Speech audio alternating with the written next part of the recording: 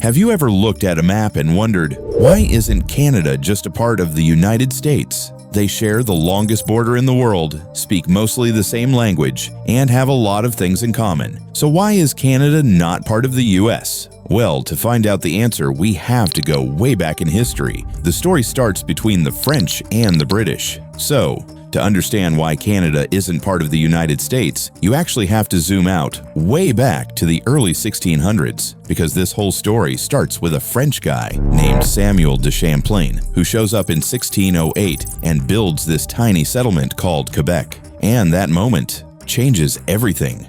Over the next few centuries, thousands of French settlers move in, hugging the St. Lawrence River, spreading into places like Montreal. They bring their language, their culture, their laws. And right from the start, this region is developing a totally different identity from the English colonies further south. But here's the twist. France and Britain hated each other, and North America, this big, mostly empty continent, just became another battleground for their rivalry. By the mid-17th century, the map looked like this. Britain controls the 13 English-speaking colonies along the Atlantic coast, while France controls a huge chunk of land stretching from Canada down through the Great Lakes and all the way to the Mississippi River. And both of them want this one place, the Ohio Valley. Rich land, massive trade potential, and basically the key to dominating North America. So in 1754, the tension snaps. The French and Indian War breaks out. And yes, a young George Washington is literally involved in starting it. This regional fight quickly spirals into a global conflict, the 7 Years' War, involving almost every major power on Earth at the time. And then comes the moment everything flips. In 1759, the British take Quebec City after the Battle of the Plains of Abraham. A year later, they capture Montreal. And in 1763, the Treaty of Paris forces France to hand over almost all of its North American territory, including Canada, to Britain. So now Britain controls everything from the Atlantic coast all the way into former French Canada. But this is where the story takes another turn. Because in 1776, those 13 British colonies, Massachusetts through Georgia, start a revolution. They're done with British rule. They go to war, and with French help, they actually win. By 1783, the Treaty of Paris officially recognizes a brand new country, the United States of America. And suddenly, the map of North America looks very different. Now here's the part that people forget. When the American Revolution happened, not everyone in the colonies wanted independence. Thousands of Loyalists, people who still supported Britain, fled north into Canada. They bring English language, British identity, British politics, and they mix with the existing French population. Canada becomes even more tightly connected to Britain, culturally, politically, emotionally. This becomes a huge reason Canada never joins the US, but America had other ideas. Some US leaders expected that Canada, especially the French-speaking parts, would be eager to join the United States. They thought, surely Canadians don't want to stay under British rule after everything that just happened. But Canadians weren't interested. The French Canadians didn't want to trade one empire for another, and the British Loyalists, who had just escaped the American Revolution, the last thing they wanted was to join the country they literally fled from. So this moment, this split, sets the stage for the US and Canada becoming two separate nations and staying that way.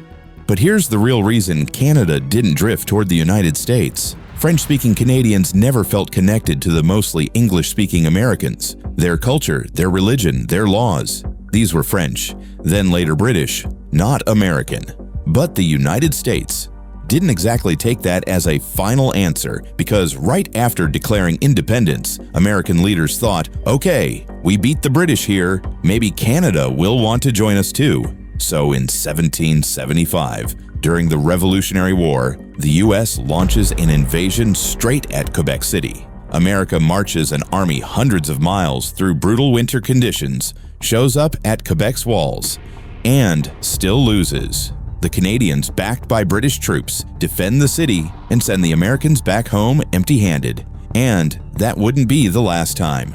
Fast forward to the War of 1812. The US tries again, this time targeting what is now southern Ontario. You get battles like Queenston Heights in 1812 and Châteauguay in 1813. And again, Canadian militia and British forces push the Americans back. The fighting gets so intense that British troops march south and burn Washington, D.C., including the White House, in 1814. The war ends in a draw with the Treaty of Ghent, but symbolically, Canada has proven twice now that it's not just some extension of the United States. It has its own identity, and it can defend it. So instead of joining the US, Canadians became even more loyal to Britain. Think about who lived there at the time. French settlers who wanted to protect their language and culture, and British Loyalists who literally ran away from the American Revolution to stay under British rule. These people did not see themselves becoming American. Meanwhile, something else is happening. Canada is slowly becoming its own country, not through war, but through negotiation.